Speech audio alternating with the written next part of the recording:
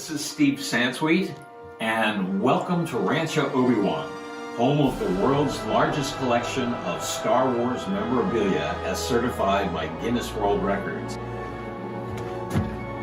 The main entrance to Rancho Obi-Wan's internal treasures. Come on in. This is our tower of action figures in the middle here. All of the vintage action figures are here, guarded by 575 stormtroopers.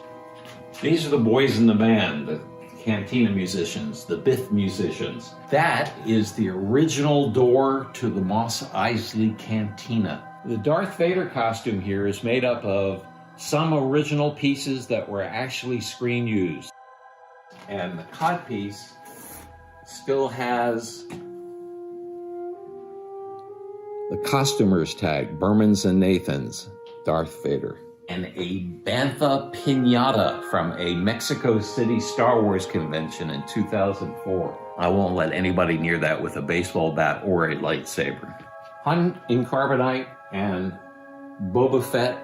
And this is a one-of-a-kind treasure, the Empire Strikes bike.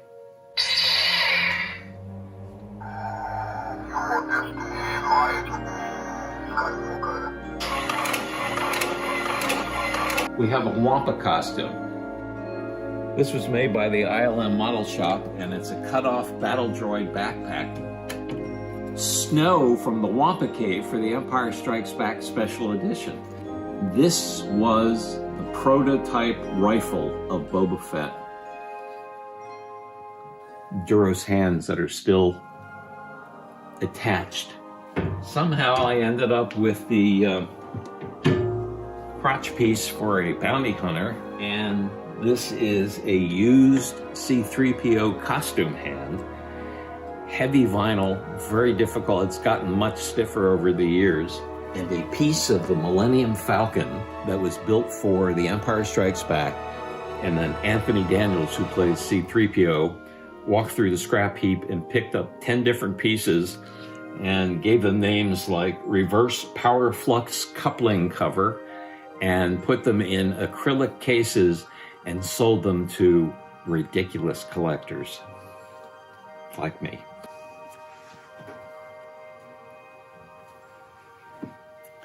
A toast to the creator, George Lucas. These are my original Star Wars figures that I first bought when they were available in 1978. I opened them all. My Darth Vader has gotten a little weight in the face. Since replaced them all mint on the card. Back in the day, they were so desperate to get product out there, they took a $6 million MAN headset radio and turned it into the Luke Skywalker one. Got some Japanese figures down here. Slight translation error. Stormtrooper. This C-3PO metal figure fires missiles from its stomach. Now, if you were in Spain, you could get Colgate dental cream with an action figure, one of 70 different action figures. Unfortunately for Colgate, this particular one came with Bib Fortuna, the character in Star Wars with the absolutely worst teeth in the entire series. If you were in Italy, you could get an action figure with glue sticks or glue sticks with an action figure, whatever you were looking for. Ewok squeeze toys. Not sure whether these are for kids or dogs, but you chew the head off anyway, so it doesn't really matter. The National Cathedral in Washington, D.C.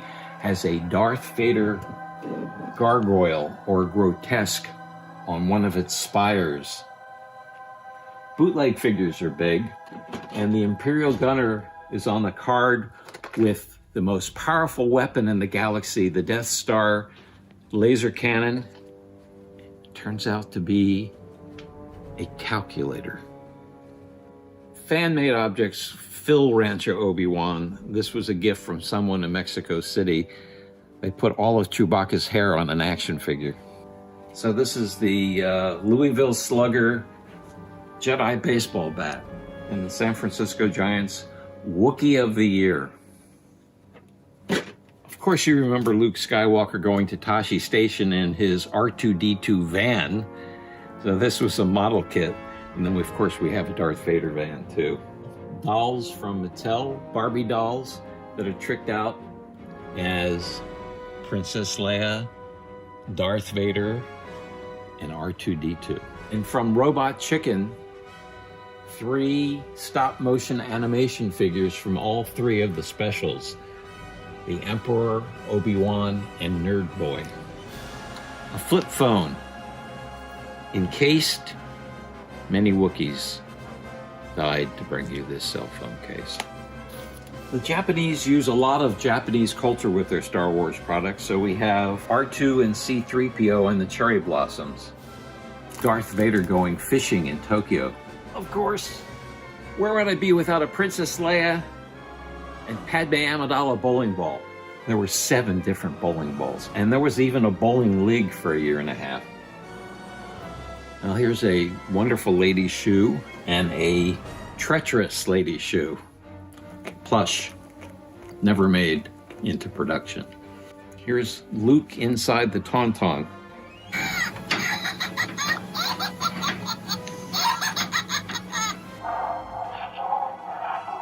Sounds like this bantha has a little indigestion. Wait a second, there's my barrel of hazardous waste. It's the Dianoga. Go back to your trash pit. Thank goodness. Anybody want a Star Wars banana? From Japan, here is an R2-D2 Pepsi-Cola dispenser.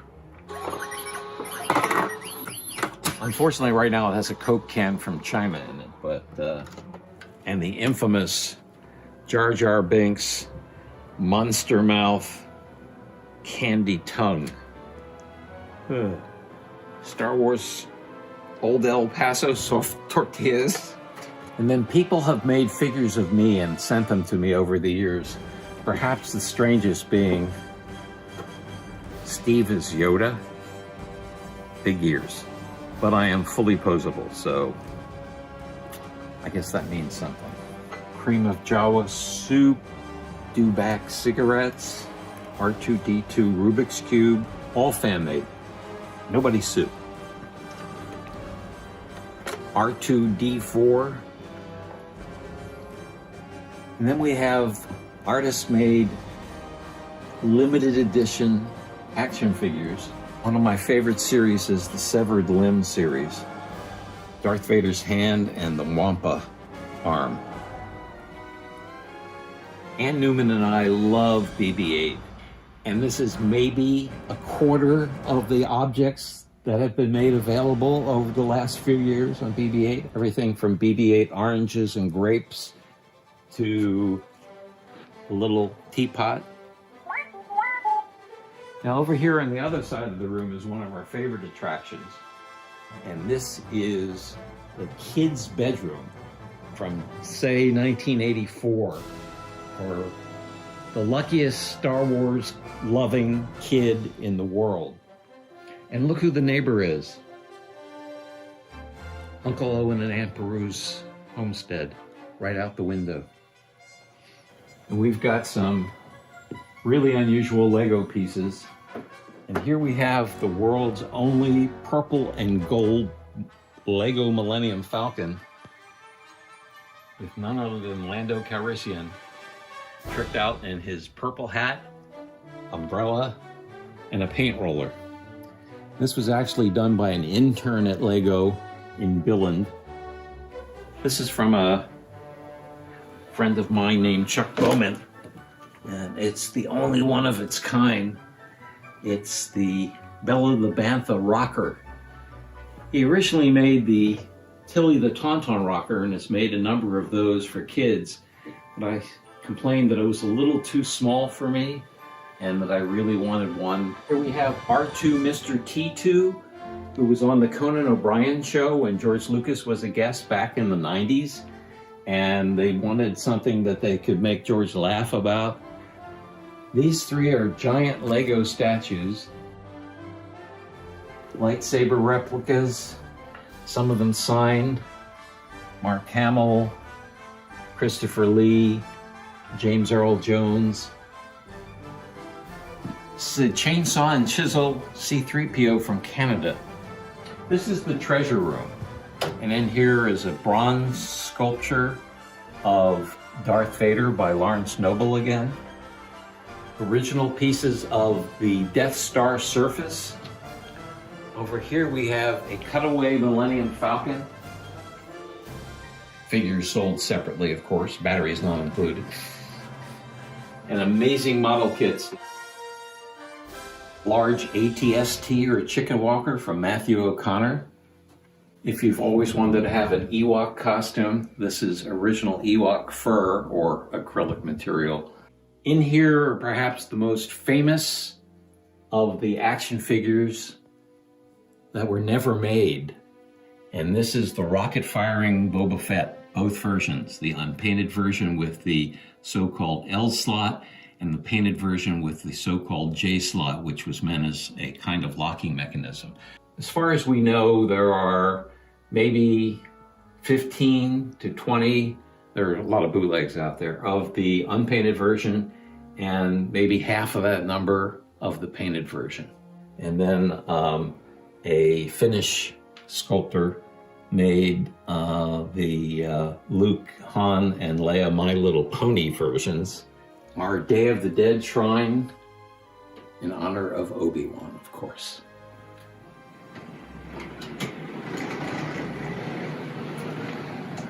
So welcome to the Hall of the Tantive 4. Uh-oh. So we're just about to execute the Wookiee, and he says, you can't kill me today, it's Life Day. Life Day. I don't even know what that is, do you? Please tell me you executed him anyway. Oh yeah, we killed him, that's Oh, for sure. no. I mean, he was just... Whoops. You. Yeah? You in Rebel Starship Corridor 1138. What are you doing there? Well, I'm just I showing need folks... to see some identification. You don't need to see my identification. We don't need to see their identification. What about the guests? Oh, these aren't the guests you're looking for. These aren't the guests we're looking for. We can continue on our tour. We can let them through now. Thanks, bud. Move along. Move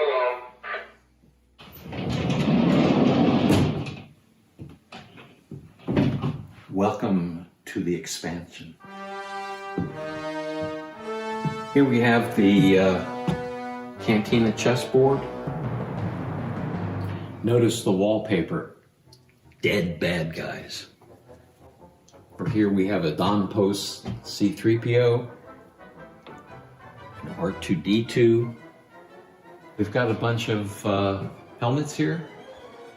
So the helmets in the back were all done by artists and then sold at auction at a Star Wars celebration for Make-A-Wish. And then these are mostly custom-made helmets on loan from a friend of ours, as well as skateboards decks that were sold for the Empire Skates Back. Our water and cupcake table, one of the world's largest bobbleheads, a land speeder built on a red wagon, and a Jawa sand crawler also built on a red wagon. Let's see if we can't figure out what this is.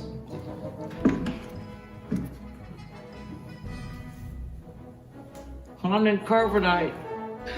R2-D2 mailbox.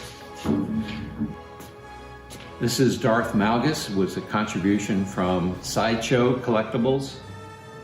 Here we have Yoshi Toku, the oldest doll company in Japan, made this 1/4 scale samurai suit and a headpiece and neckpiece for a stormtrooper, and then finally a full figural Darth Vader figure. And this is the world's largest Star Wars painting, the 20th Century Space Opera by Robert Xavier Burton, a San Francisco artist. But it's a brilliantly painted piece. It took him 18 months and 2,000 hours of work. And this giant Darth Vader head was from the Toys R Us megastore in Midtown Manhattan. This is an Ewok mask. I was actually in the Ewok costume for Star Wars Celebration, the opening ceremony. Here we have masks from the Vader Project. Probably the only piece of Star Wars scrimshaw that you'll ever see.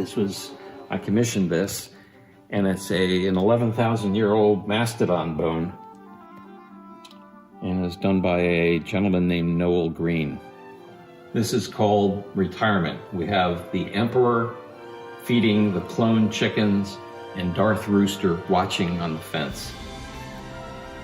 Black velvet art from Tijuana. This is a costume that was worn by Kathy Lee Gifford. And Kathy Lee is still in here. She's promised to say hello to us today. Hi, Kathy. Hi, Steve. And now we go to one more room, a fun room. Follow me.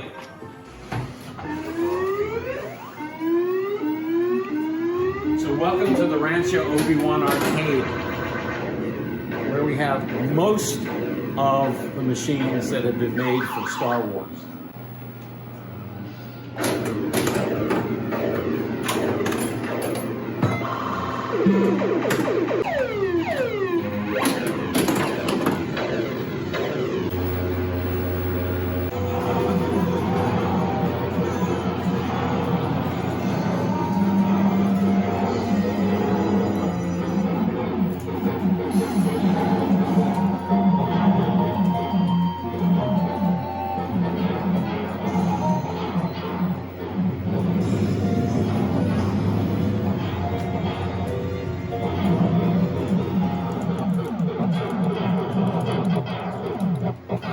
Oh, don't mind me.